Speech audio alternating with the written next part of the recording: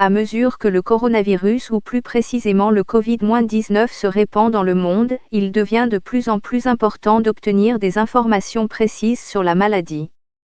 Et à l'ère des réseaux sociaux, cela engendre une lourde responsabilité pour Facebook et YouTube par exemple.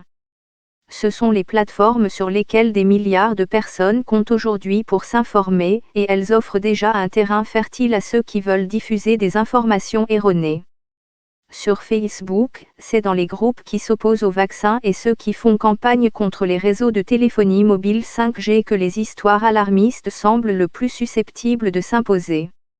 J'ai entendu dire que ce n'est pas un virus de vrai. J'ai scanné un certain nombre de groupes 5G, et j'ai trouvé de nombreux commentaires suggérant qu'il y a un lien entre le virus et les nouveaux réseaux.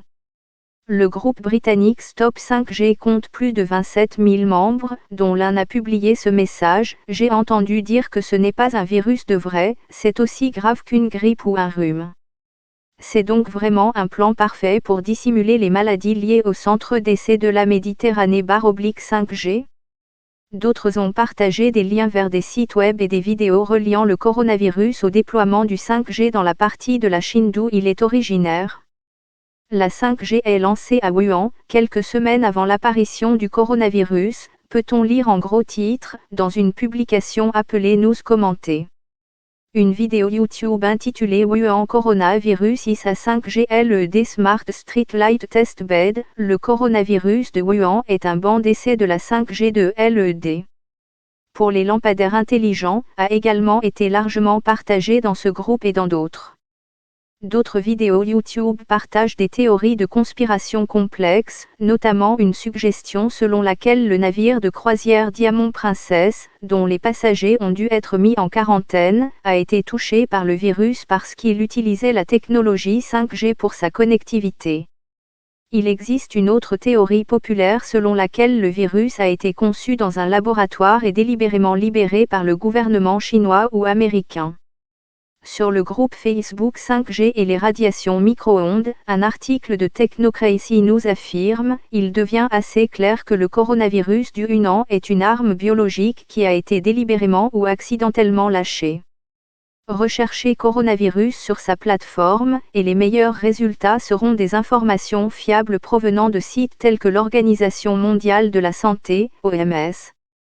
Si vous trouvez un groupe anti-vaccination auquel vous souhaitez adhérer, un message apparaît vous indiquant: découvrez pourquoi l'Organisation mondiale de la santé recommande les vaccinations pour prévenir de nombreuses maladies.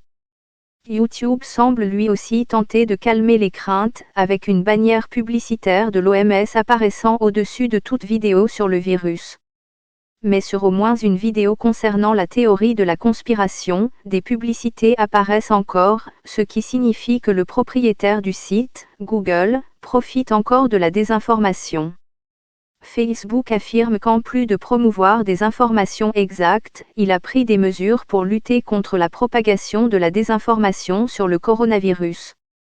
Ces enquêteurs indépendants font des investigations sur les allégations douteuses, et lorsqu'ils jugent que des informations sont fausses, la société limite leur diffusion sur Facebook et Instagram.